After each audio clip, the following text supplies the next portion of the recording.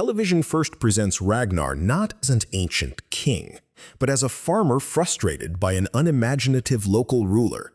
That choice immediately rebuilds the legendary warrior through a modern language of aspiration, curiosity, and blocked advancement. Medieval Ragnar traditions offer victories, marriages, sons, prophecies, and death, but no continuous interior portrait. The series Vikings needed something different, a protagonist whose decisions could sustain many hours of serialized drama. Creator Michael Hirst therefore worked within constraints that medieval poets and chroniclers never faced. The character had to feel psychologically legible, remain surprising, and connect scattered Viking Age events across generations. Television supplied motives where the sources mainly supplied actions, reputations, or literary patterns.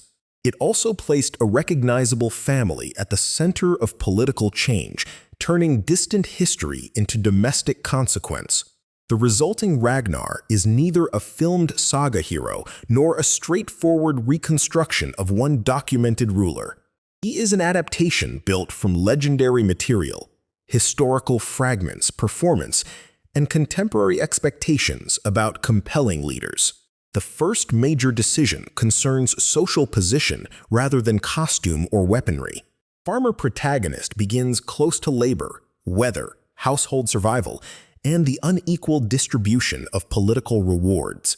His farm allows ambition to rise from an ordinary landscape instead of arriving fully formed inside a royal hall. This origin is not securely attested for Ragnar Lothbrok in medieval evidence. Its dramatic purpose is clearer. Viewers understand someone pushing against institutions that restrict talent and information. Exploration becomes a form of personal rebellion as well as a route toward plunder. That motive resembles the modern innovator who questions inherited authority, gathers collaborators, and accepts calculated risk. Actual Scandinavian expeditions depended on ships, credit, labor, intelligence, seasonal timing, and negotiated leadership. No solitary visionary invented Western voyaging, and contacts across the North Sea existed long before any legendary Ragnar. Ragnar's curiosity distinguishes him from the blunt stereotype of a raider driven only by appetite. He observes languages, faiths, navigation, and foreign politics with a flexibility designed to reward sustained audience attention. This intellectual restlessness makes violence only one component of his screen identity. It also invites viewers to cross cultural boundaries alongside him, even while the story never removes conquest's human costs. The monk Athelstan becomes essential to this reconstruction, though their intimate relationship is fictional. Through him, Ragnar encounters Christianity as a complex worldview rather than merely the religion of raid victims. Their exchanges externalize questions that historical sources cannot answer about Ragnar's private beliefs. Medieval Christian writers interpreted Scandinavian attacks through theology, while later Norse literature framed pagan memory differently. Television turns that conflict between source worlds into a relationship between two men. The adaptation gains emotional clarity, but risks making private religious uncertainty look historically witnessed.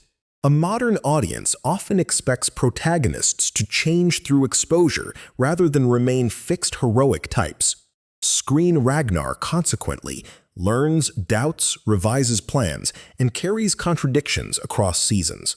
His attraction to knowledge becomes morally ambiguous because discovery repeatedly travels beside coercion, enslavement, and warfare. That tension supports an anti-hero instead of a spotless founder or an exotic villain. Actor Travis Fimmel's performance deepened the design through stillness, sudden humor, watchfulness, and unpredictable shifts in intensity. Those choices create a sense that Ragnar is thinking beyond whatever he says aloud. Performance becomes its own evidence inside fiction, encouraging viewers to infer motives from posture and silence. History provides no comparable access to the face, voice, or habitual gestures of a 9th century Ragnar. The screen character feels intimate precisely because acting fills the archive's largest human absences. Another constraint comes from episodic television, where victory cannot end the story for long.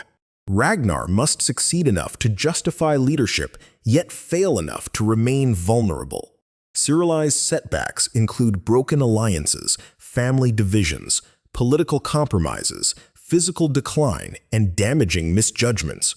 Later medieval narratives also punish proud rulers, but television organizes consequences around psychological continuity. Each setback changes relationships already familiar to the audience, rather than simply introducing another heroic episode. This structure makes kingship appear personally expensive, a theme suited to modern suspicion of power. Ragnar's rise does not resolve his insecurity or guarantee control over his household.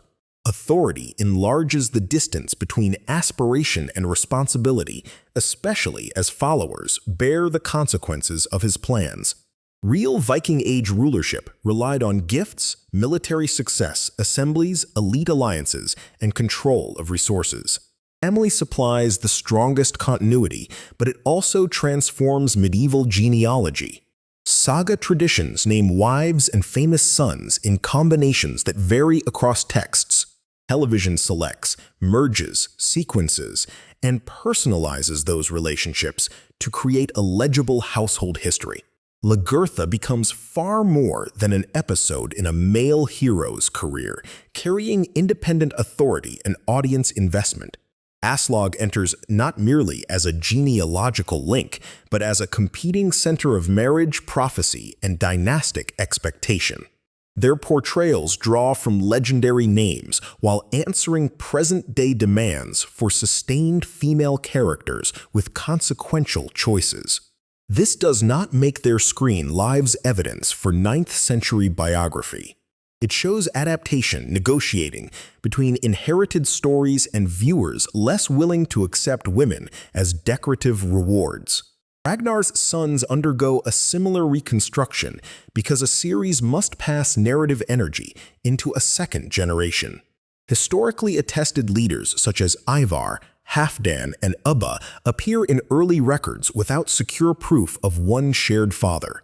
Later literature makes them Ragnar's sons, supplying a dynasty through which his fame survives death. Television embraces that family framework because it converts succession into memory, rivalry, and inherited burden. The father becomes a standard against which each son measures a different form of masculinity and rule. Modern long-form storytelling favors such generational consequences over a sequence of unrelated commanders. Chronological compression is the price paid for keeping that inheritance visible. Events separated by decades, and sometimes associated with different figures, enter one character's adult lifetime. The Lindisfarne raid of 793 becomes attached to Ragnar's emergence despite no contemporary source naming him there. The Paris expedition of 845 is folded into his career through the leader Ragnar, whose identity remains debated. Rollo, active around the Seine in the early 10th century, becomes Ragnar's brother rather than a later political actor. These changes are not random mistakes. They solve television's problem of constant turnover. A continuous ensemble lets an audience experience broad transformation without repeatedly learning an entirely new political map. Yet compression can disguise uncertainty by making separate sources appear to describe one coherent biography. The rebuilt Ragnar also speaks to contemporary ideals of authenticity.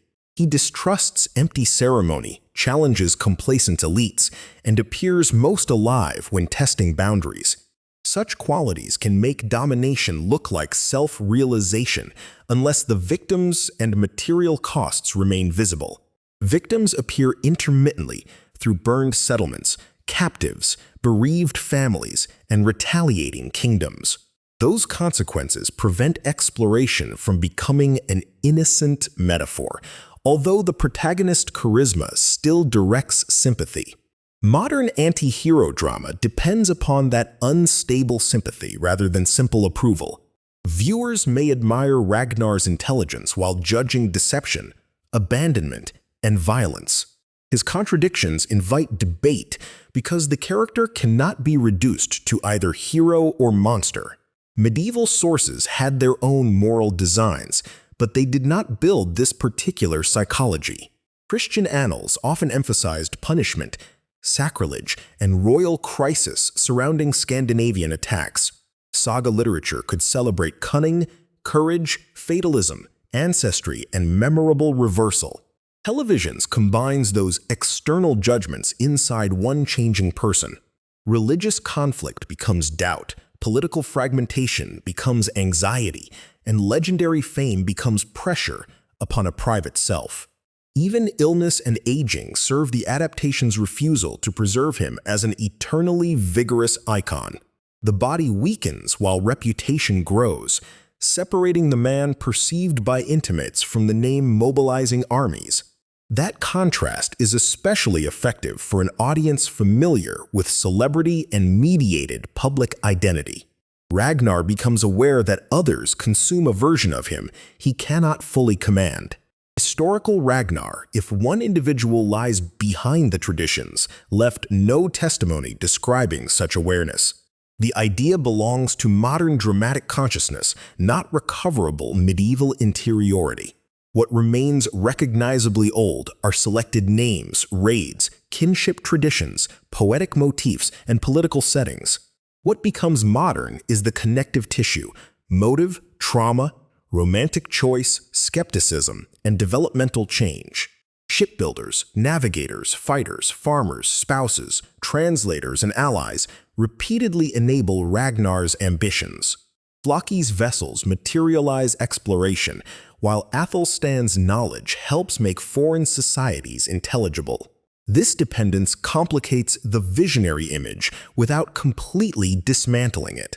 The final television construction works because several incompatible models remain visible at once. Ragnar is farmer and king, learner and conqueror, family man and abandoner, skeptic and seeker. No single medieval text contains that complete arrangement, and no archive confirms its private logic. The character instead concentrates centuries of material into a personality shaped for serialized identification.